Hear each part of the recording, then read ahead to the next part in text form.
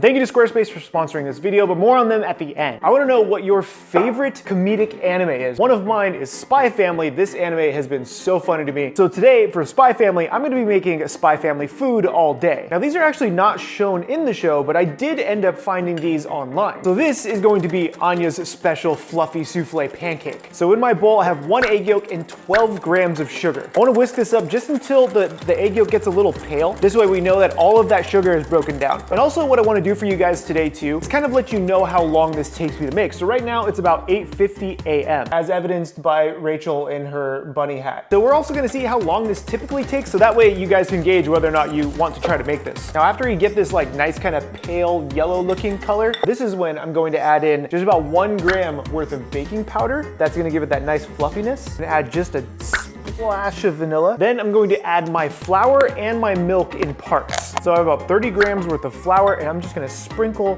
about half of that in there. And I have about 30 grams worth of whole milk. I'm gonna splash in just about half of this in there. Once that's nicely mixed, throw in your second batch. So that's a total of 30 grams of flour and 30 grams of milk. Realistically, this part should be a little thicker than your normal pancake batter because remember, we have to fold the egg whites into this. There we go. There's your first part of your batter. Super simple. That only took about 2 minutes to put together.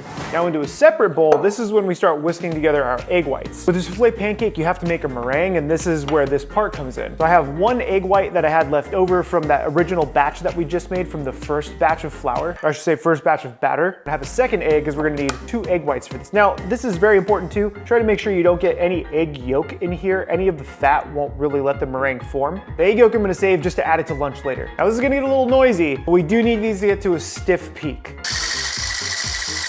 Now once you have these nice and frothy, before we get it to that stiff peak, this is when we start adding in all of our sugar. This is 18 grams of sugar that I'm going to slowly pour in. I also have some cream of tartar here, which is about 1/2 gram that's gonna help stabilize it.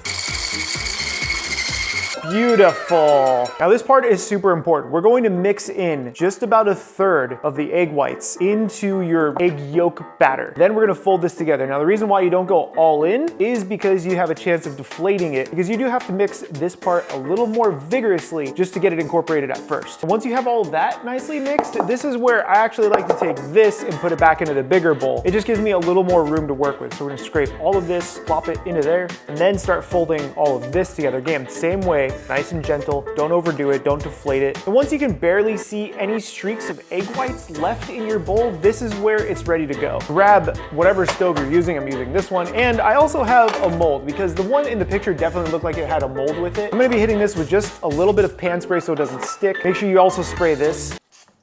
Place, we're gonna pop this upside down, turn this thing on. We don't want this really hot because since this does take time to cook, if it's too hot, it'll burn the bottom without actually cooking the pancake in the center. We're gonna take some of our beautiful batter, plop that right in there. I'm filling this up about 3/4 of the way, just because I know it will rise. The other thing we need is a lid, which this one doesn't work. Maybe this one? Yeah, you need the lid to help steam this. It doesn't cook otherwise. We're just gonna move this over here so we can keep an eye on it. And then we get to make a little bit of whipped cream. Super simple, a little bit of heavy cream, whisk this until medium peaks. This is when we're going to add in just a sprinkle of powdered sugar. Whipped cream is done. I'm gonna throw this into a sandwich bag just so we can pipe this on there. There we go. Just keep this in the fridge until we need it.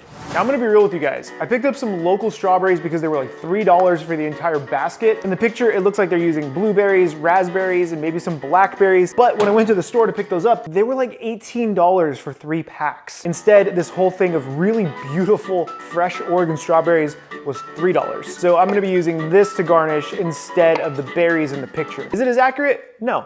That doesn't matter. I'm just gonna cut these into quarters because they're so small. Place them onto here. I think that's good enough.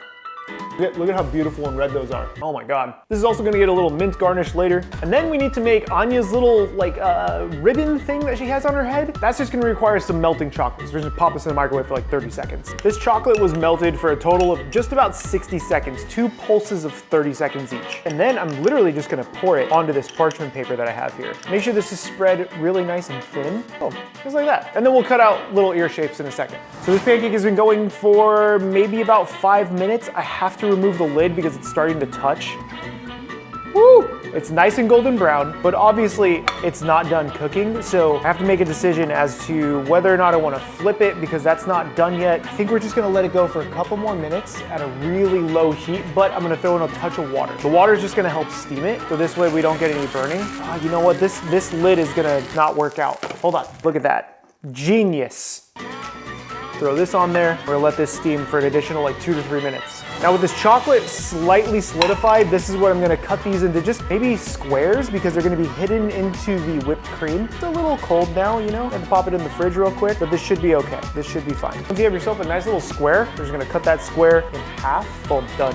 Look at this. Yeah, perfect. This leftover chocolate you can save for a rainy day. This should definitely be done by now, or I'm really hoping anyways. Woo!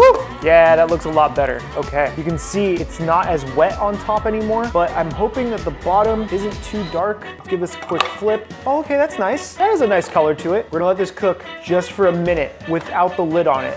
We have everything ready. We can plate up this beautiful breakfast. So we have this pancake.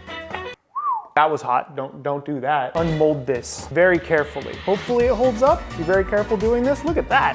That's beautiful. It's a nice pancake. Place that right in the center. Then I think we're gonna hit this with a little bit of maple syrup first. Maple syrup right on top, kind of on the plate as well. Let's do some strawberries right here. Nice pile of them. A beautiful little mint sprig. Let's take out some of these leaves, it's not so much. And of course I have some peanuts because it's Anya.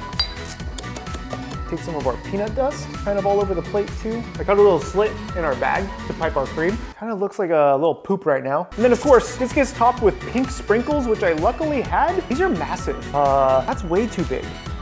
Cut it in half. Bam, Anya's breakfast souffle pancake. That's pretty nice looking. Would you be happy you got served that? I feel like Anya would be super happy about that. This is literally dessert. All in all, this breakfast took me, I forgot to take the time down, but it took me about 30 minutes to put together. Yes, this does take some time, so if you make this on like a Sunday or something, maybe your day off, you should have plenty of time. So we're gonna jump into this. It feels so nice and fluffy. Look at that, see that? Get a little bit of this maple syrup on there, a little bit of whipped cream. Cheers. That's amazing. Not overly sweet, even though there's the whipped cream and everything on there.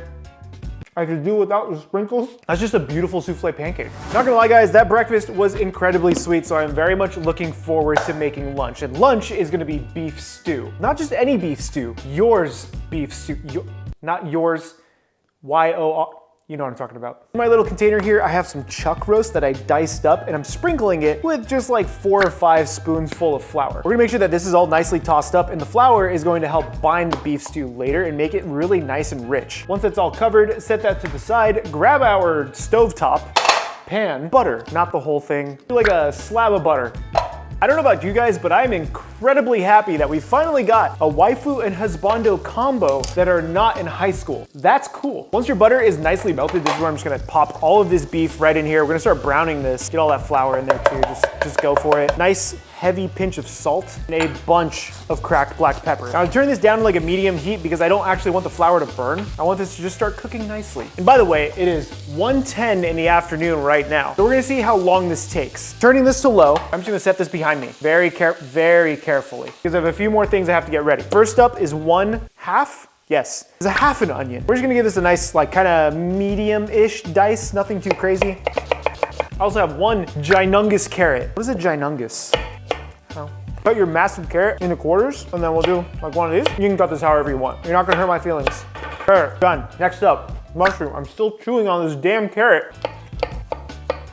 It's about the same size as the carrots. Bam, mushrooms, done. I also have a potato. The potato we're going to peel and then dice, and then just keep this in water because we want to cook this like right at the end of our stew. Otherwise it's going to turn into mush and nobody wants mushy potato. Also have some garlic. Always got to have some fresh garlic. We're just going to give this a little chop, little chop choppy on the garlic. Beautiful, nice, looks great. Move this to the side. Bring this sucker back. Position it so it fits. God, I don't know what I'm doing right now. Now the flour that we put onto that beef should thicken the stew. If it doesn't, we can just make a little more roux, it's gonna be okay. Now once some of your beef starts to get some of this browning, this is when we're going to throw in our vegetables. Get in there. This is probably a lot, but it's gonna be fine. maybe. Throw in that garlic too, don't forget that. Now I'm gonna cook this just until those onions get nice and translucent. After about 5 minutes, you can see like the onions start to get nice and soft. Everything starts to look really just freaking beautiful in here. This is when I'm gonna take about 4 cups worth of beef stock, start adding it in, hopefully without spilling all of it. Oh, still spilling, okay. You can just stop now. I may not need all of this. What I'm really trying to go for is make sure that this is totally covered, because this does need to cook for a little over an hour. So it looks like I ended up using, say, 3 cups of beef stock. Now we're gonna bring this up to a boil, bring it down to a simmer, and we're just gonna let it hang out for that. Let's say 45 minutes, yeah? So then we can throw in the potato, cool.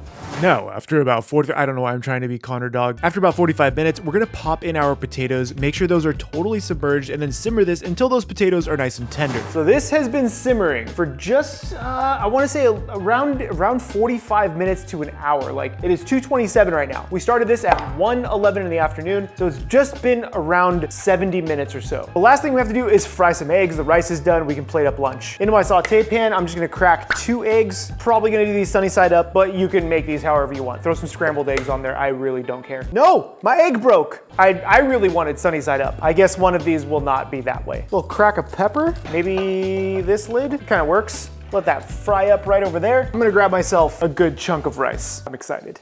Rice, plate, grab a giant ladle and fill this sucker up. This looks so freaking good right now. Oh my God. Oh, I'm so happy. I am so happy. Give me these eggs. That's fine. You know, they're a little over. Do some egg, right? Let's do the egg like right on the beef, just like that. Boom. Lunch is served. It is now 2:30. 2:31 as shown by Rachel's bunny hat. So this took, what, just a little over an hour to put together, and I have plenty extra if I wanna have it tomorrow. I'm gonna break this yolk straight into that rice. Oh my God, my mouth is watering. This is a massive bite and I don't care. Cheers. This is everything that I wanted. It's savory, it's rich, the potatoes are cooked nicely, the beef is still super tender. You have the rice and the egg yolk. Oh my God. You guys should definitely make this. I'm gonna tackle all of this and then start prepping dinner. It's currently 5:12 in the afternoon as told by Rachel's bunny hat. Lunch definitely made me extremely tired from the amount of food that it was, so I'm actually really looking forward to dinner. Now dinner is actually going to be the spread that Lloyd had made for yours brother when he had visited. I found the spread to actually look really interesting, especially this salmon. But the first thing I want to start is with whatever this is, and I'm guessing it's olive tapenade. Now olive tapenade is very easy to make, and you can normally just throw this into a food processor. But for those of you who don't have one, we're just gonna make it quickly by hand. I'm taking an equal part Castellano olives and Kalamata olives. Yeah, equal parts of those. We're gonna give these a nice rough chop to start. Once you have your olives at a nice rough chop, this is when I take a bunch of parsley, throw this right on top, and continue chopping all of this together. It doesn't really get any easier than this. Once this is all chopped up, nice and chopped, throw this into whatever container you got. It doesn't really matter from here. Right on top of all of that, we're gonna crush 2 nice giant cloves of garlic. We're gonna hit this with fresh cracked black pepper, the juice of 1 lemon. You can also adjust this if you wanna do more lemon, you can. Oh, my eye. Oh God, it went straight into my eye, oh no. Oh God, that sucks. Oh, actual betrayal. Why are you still juicing at me? Gently, gentle. Fish out all of these seeds because juicer did not catch any of them. And finally, a nice glug of olive oil right on top. Give this a nice quick mix, and there we go. We got some tapenade. It's pretty simple to make this. Even that little crusher of garlic, you could just chop the garlic up too. We have to try this. A nice little cracker here. One of those. That's good.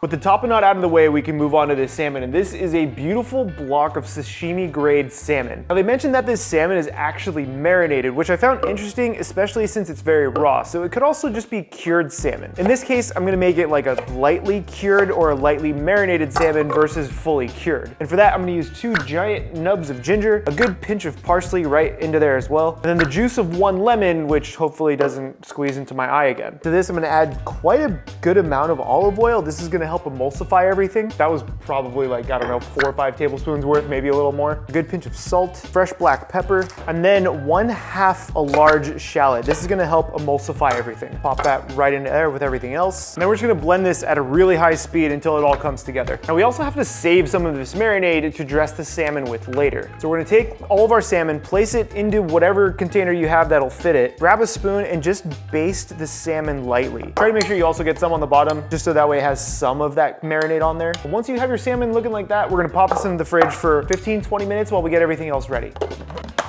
Now the salmon is going to sit atop a bed of daikon. I couldn't actually tell if this was daikon or if this was onions. We're just gonna do the daikon up, super simple, just shred it. Now the one thing is daikon does have a very strong, stinky smell to it. So to remove all of that, you're gonna place this in a bowl, fill this with water. We're gonna change this out once or twice while we're waiting for everything else. Next is the really simple caprese salad. For this, I just have some really nice fresh heirloom tomatoes, some really nice local mozzarella. This is actually out of Washington. It says easy open. It's lying to me. There we go. We're just gonna cut this into nice little rounds, just like we have for the tomato over here. That's so much cheese. I mean, that's a lot of cheese. That's a lot. You don't really need any more than that, so that's all we're gonna get. It's good cheese though. All you need to do, alternate tomato with cheese. You guys have seen this a billion times, haven't you? Easy way to impress someone. Don't eat like that though, that's ridiculous. So it's been around 15 or so minutes on the salmon. It hasn't actually gone that long because we didn't really need that much time on it. We're gonna take this guy out. This actually looks really, really nice right now. I have to try a little piece, just like this. That looks so good. That is beautiful. It does need salt, so we will season this when we plate up. Actually kind of hard to cut because of that marinade. It's making it kind of slide all over the place. Speaking of Chef's Kiss, thank you to Antipasta for being a part of our premium Discord. If you guys want to join us over there, I would love to have you. It really does support the channel out every single month. Let's plate this sucker up, shall we? I'm so stoked now. Okay, here we go. It is now 6:07, so it's been an undisclosed amount of time. Making anime food all day isn't terribly difficult, especially because I have the luxury of doing it at home. But hopefully this gives you a glimpse into what you can make each and every day. You don't have to make everything that we've made in one day like we did today, but you can pick and choose things that you may want to make on different occasions, or if you have friends over, or if you're trying to impress husbando or waifu. Huh? Yeah? Oh, baby, I wish I had a longer plate. That's unfortunate, but it's all going on there. Just look at how beautiful that salmon looks right now. To plate this up, I have some regular Kalamata olives right here, some Castellano olives on this side. Then I have some roasted almonds with Marcona almonds just because you need that little crunch. Then we have our beautiful tapenade. I got these crackers that are from Beecher's. Beecher's makes some of my favorite cheeses, so I figured I would absolutely use these. Speaking of Beecher's, this is Beecher's goat cheese. This is so freaking good. It's so creamy. This is a Campanzola cheese, which is kind of reminiscent of a blue cheese. Just to me, it's a little less harsh. And finally, this is a Cotswold cheese. This is an English cheese that was recommended to me. Haven't had this before, and I'm really excited to try it. It's filled with a bunch of like scallions and onions that looks so good. That's a spread right there. We still have the caprese on the side too. Get a little more of our sauce right on top. This is the marinade that we used for the salmon. A little bit of fresh parsley that I just chopped up right there. I really wish I could get all of this on here, but I don't think that's gonna happen. I got some fresh basil though. Put some fresh basil on there. Nice glug of olive oil right on top. Then a splash of balsamic vinegar. You can also use a balsamic reduction. I like either one. Hit this with a pinch of salt and then maybe just a little right there on the salmon. And there it is, dinner for a spy family plus a brother who's not very happy. Today has been a day fit for a spy family outside of actual spy stuff and possibly dodgeball. I also picked up a cheaper bottle of wine. This is still like $10, but it doesn't have a cork. So, you know, maybe it's cheaper. I don't care for wine. I'm only doing this because Yor deserves it. Where do I dig in first? I think we need to start off with the salmon. Did I even get an eating utensil? What is happening? They did use a fork in the anime. Do not kill me. This is okay. I'm gonna start off with this salmon. Oh my God. That marinade is something to write home about. I don't know if it goes with this wine though, but this makes me happy. I could just eat this salmon, I'd be good. Oh, it's so good. We did also make this tapenade, so you know, we gotta eat some of that. So much cheese. This is an excessive amount of cheese. That goat, that is beautiful. That is beautiful. This is goat. This guy, amazing. Oh my God. England, what have you guys been hiding? Like the scallions and onions are so pungent, but the cheese itself has such a good flavor. Could you imagine this in mac and cheese? Oh my Lord. One of my favorites though is Campanzola. Get a little bit of tapenade with it. I love cheese. I'm actually really impressed with all of this, and I will say nothing is more impressive than joining our premium Discord in the links down below. It's a premium private server where if you join up, you have access to all of the awesome things that we're planning. We also do random meetups where we can talk to each other and have a good time, and maybe one day you'll see Gandalf there. I wanna know what you guys wanna see next. Which anime should I try to take on for the day? My name is Chef PK, and remember, keep playing with your food. Gandalf, there's nothing on here that you can have, buddy. I'm sorry. This feast was sponsored by Squarespace. Squarespace is the easy-to-use all-in-one website platform. You can use any of their award-winning templates to create whatever website you really want, whether or not it's a food blog, somewhere to host your portfolio, or just somewhere to get your thoughts out. Squarespace has everything that you could need to get that started. I actually just relaunched my website with Squarespace and it was incredibly easy to do. I have zero knowledge of website design and I was able to make the website look like this, and I'm super happy with it. If you guys use my link down below, you're gonna get 10% off of your very first purchase with Squarespace. Thank you to Squarespace for sponsoring this video. Check out the link below for that discount and just check out my website if you want to really see how Squarespace looks.